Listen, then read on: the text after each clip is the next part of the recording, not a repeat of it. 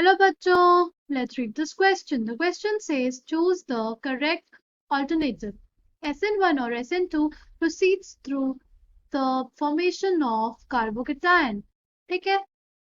Now, the key concept for this reaction is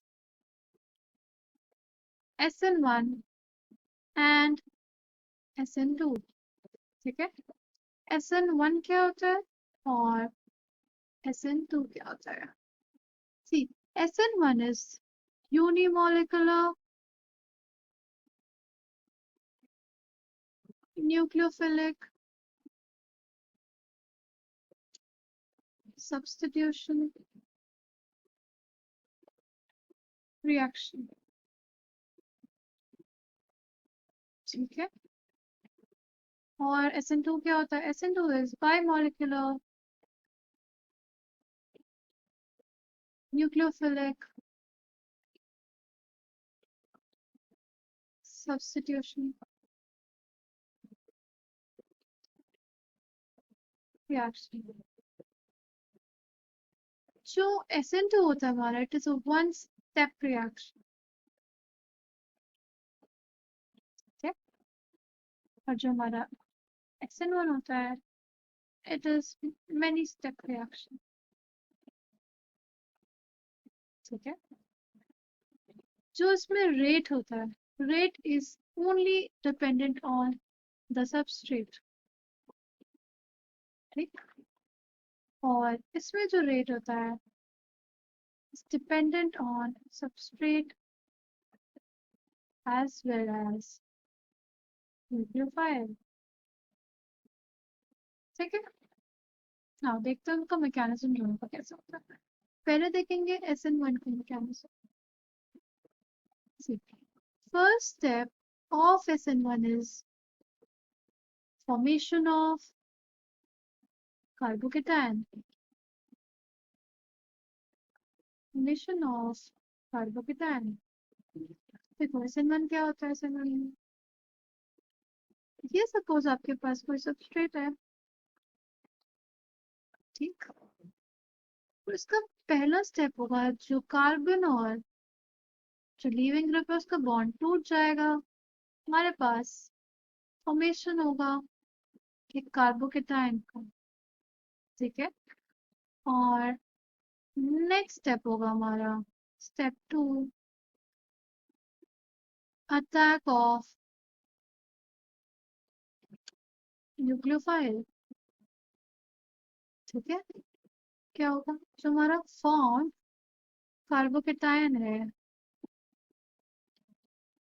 उसके ऊपर हमारा जो न्यूक्लियोफाइल है, बीइंग इलेक्ट्रॉन रिच और carbon centre electron deficient, nucleophile जाके अटैक करेगा और हमारे पास प्रोडक्ट आ जाएगा.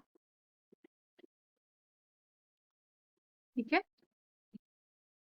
इस रिएक्शन में, इस काइंड ऑफ रिएक्शन में दो स्टेप्स होते हैं. पहला फॉर्मेशन ऑफ कार्बोकेटाइन.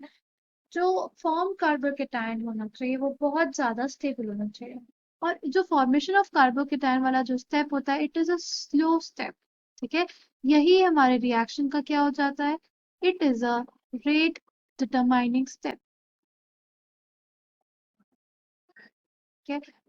जितने आराम से कार्बन और जो हमारा लीविंग ग्रुप है उसका बॉन्ड टूटेगा उतने अच्छे से हमारा कार्बोकेटाइन का फॉर्मेशन होगा, और जो हमारा कार्बोकेटाइन अगर अच्छे से फॉर्म हो गया तो हमारा न्यूक्लियोफाइल फटाफट इस पर अटैक करके हमारा प्रोडक्ट दे देगा.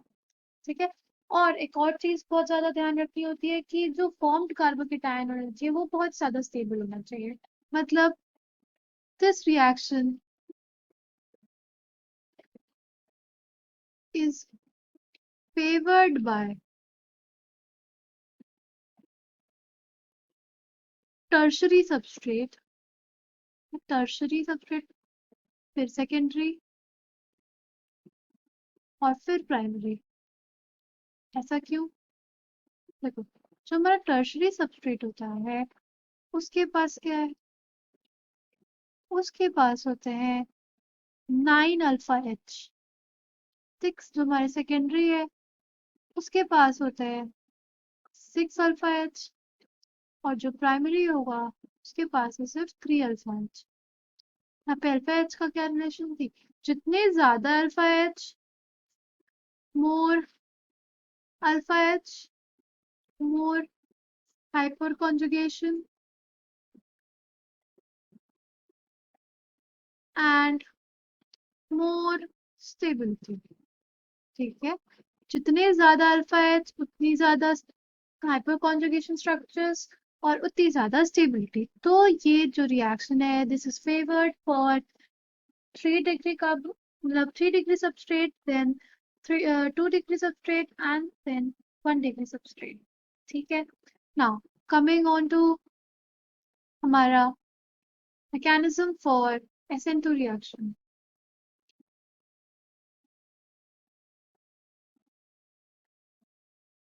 उसमें क्या होता है, सी उसमें हमारे पास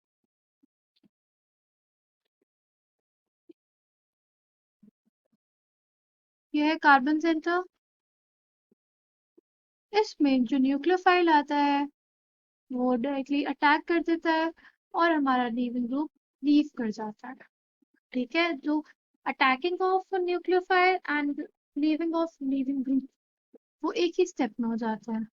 और फिर हमारे पास एक ट्रांजिशन स्टेट आती है, ठीक है, जिसमें जो न्यूक्लियोफाइल है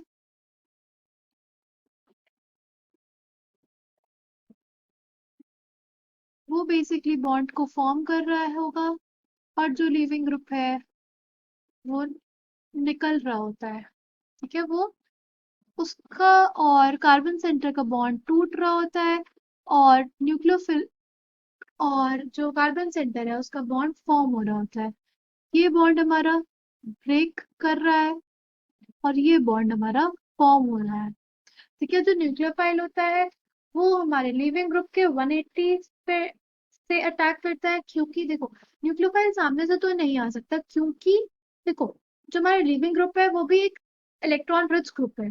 ठीक है, और जो हमारा न्यूक्लियोफाइल है वो भी इलेक्ट्रॉन रिच है, तो वो उधर से बिल्कुल अटैक नहीं कर पाता क्योंकि वहां पे रिपल्शन होने लग जाएगा। इसलिए वो फेवर करता है बैक साइड अटैक। और अटैक कहाँ करता है, वो अटैक करता है कार्बा कार्बन के ये सिग्मा एंटी बॉन्डिंग ऑर्बिटल में अटैक करता है।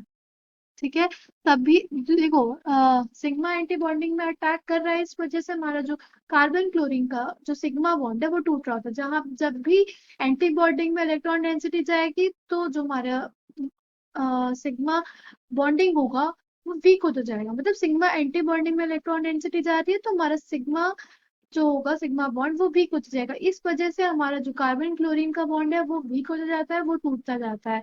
और अल्टीमेटली क्या होगा कि जो हमारा लिविंग ग्रुप है वो कार्बन सेंटर से बहुत दूर चला जाएगा और हमारे पास कार्बन सेंटर से जो न्यूक्लियोफाइल है वो केवल जुड़ा रहेगा। ठीक है,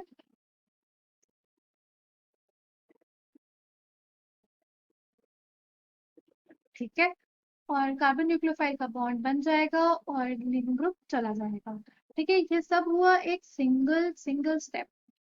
ठीक है, इसका जो फेवर्ड सबस्ट्रेट रहता है वो रहता है प्राइमरी सबस्ट्रेट। प्राइमरी कार्बन्स के लिए ये सबसे ज्यादा फेवरेबल है, फिर सेकेंडरी और फिर टर्शरी। उसका रीजन क्या कि देखो ये क्या था, हमारी जो ट्रांजिशन स्टेट थी उसमें अगर बल्की ग्रुप्स आ जाएंगे तो हमारे जो न्यूक्लियोफाइल का अटैक है, बेसिकली हमारे जो न्यूक्लियोफाइल का अटैक होगा वो उसको हिंडर करेंगे। ठीक है, अगर टर्शरी हमारे पास सबस्ट्रेट आ गया तो वो हमारे जो क्या बोलते हैं न्यूक्लियोफाइल है उसको एंट्री की जगह ही नहीं देंगे। ठीक है, ताकि वो कार्बन सेंटर पे अटैक कर पाए, उसको जगह ही नहीं मिलेगी। इस वजह से फॉर SN2 जो फेवर्ड सबस्ट्रेट होते हैं वो होते हैं प्राइमरी सबस्ट्रेट, क्योंकि वहां पे उनको आराम से छोटे ग्रुप्स होते हैं तो वो आराम आराम से अपना जो न्यूक्लियोफाइल होता है वो अटैक कर लेता है। ठीक है, आई होप आपको ये बात समझ में आई होगी। ठीक है, now let's get back to the question. Question में क्या बोला है, SN1 और SN2 कौन प्रोसीड करता है via the formation of a carbocation. तो इसका आंसर हो जाएगा SN1 proceeds through the formation of carbocation. I hope you understood it well. Thank you and all the best.